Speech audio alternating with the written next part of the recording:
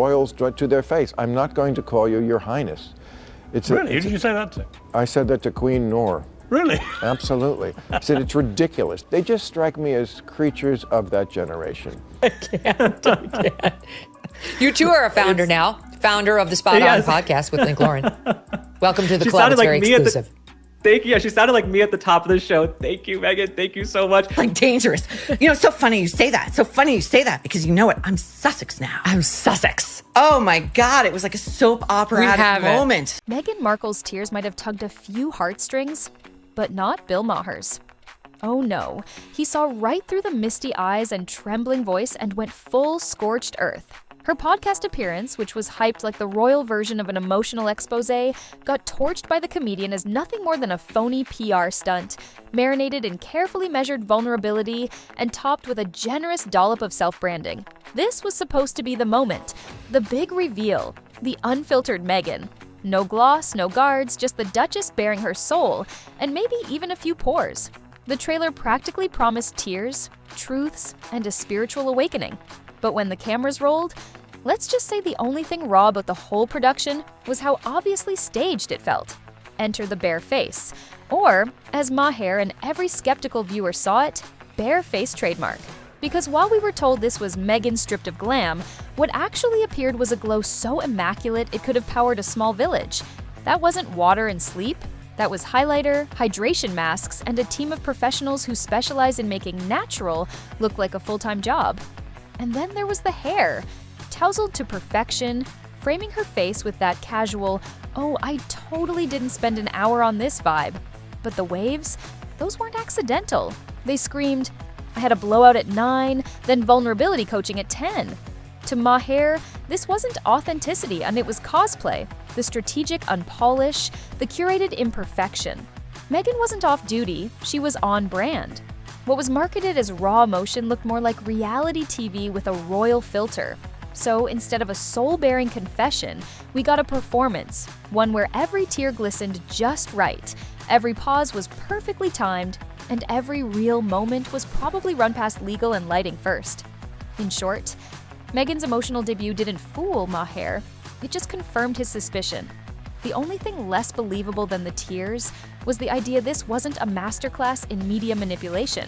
The backlash, swift, savage, and sharper than a royal side-eye. What was supposed to be Meghan's big real moment quickly turned into a masterclass in curated vulnerability, a phrase that started trending with the force of 1,000 perfectly lit influencer selfies. Critics weren't just unimpressed, they were offended. This wasn't emotional transparency, it was emotional choreography. Honesty, airbrushed. Intimacy, pre-approved. The lighting, cinematic. The tears, well-timed.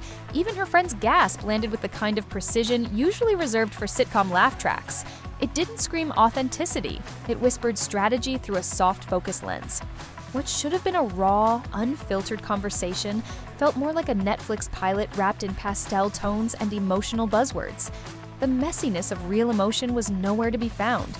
Just a highly controlled chaos with a beauty filter and a press team. Then came Bill Maher, crashing the staged vulnerability party like a sarcasm-fueled wrecking ball. While others politely danced around the narrative, Maher said the quiet part out loud, and then shouted it for good measure. With his signature mix of smirk and cynicism, he torched the whole thing. She's not bearing her soul, he said. She's selling it. Cue the gasps. Twitter imploded. TikTok did its thing. Suddenly, the whole pity parade came to a screeching halt. And Maher was the guy holding the stop sign. He didn't just critique the performance, he dismantled the brand. In his view, Meghan wasn't bravely sharing pain. She was marketing it, monetizing it, and mistaking media savvy for sincerity. And no, Maher wasn't done, because when he finds a crack in the celebrity facade, he doesn't just point it out, he drives a truck through it. What started as a heartfelt reveal turned into a PR implosion. Instead of connection, it bred cynicism.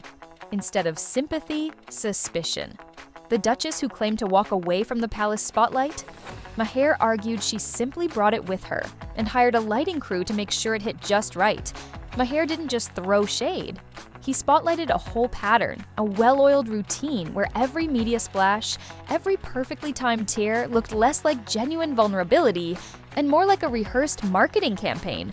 From Oprah's velvet-draped confessional to the podcast Revelations, Maher sketched the portrait of a duchess turned CEO of emotional brand management, packaging pain, pitching sympathy, and cashing in on the royal fallout.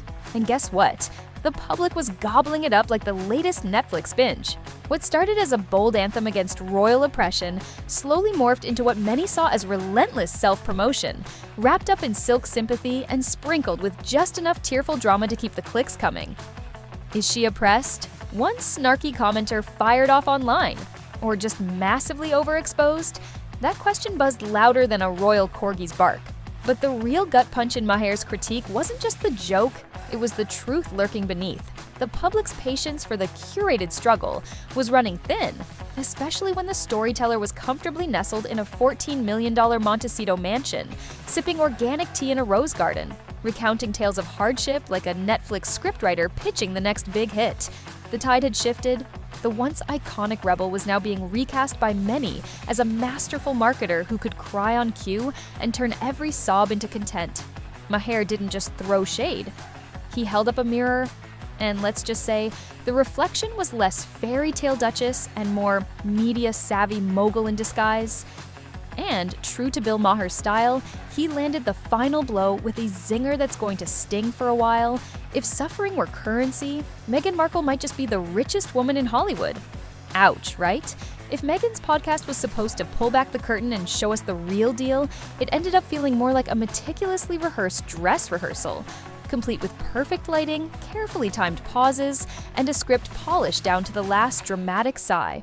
From the very first word, something was just off. She talked about childhood wounds, media torment, and feeling invisible, but somehow, every story looped right back to her brand. Not the bigger issues, not the universal lessons.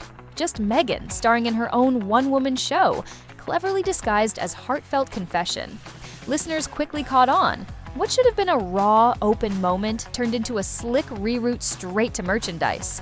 A brief mention of emotional pain? Boom, segue to her wellness philosophy. A touching childhood anecdote? Perfect launchpad for her upcoming book. This wasn't vulnerability, it was retail therapy disguised as truth. Tears? Oh, they were there, but perfectly timed, dripping just enough to cue sympathy. The voice quivered ever so slightly, like a seasoned actress waiting for the swelling soundtrack to kick in.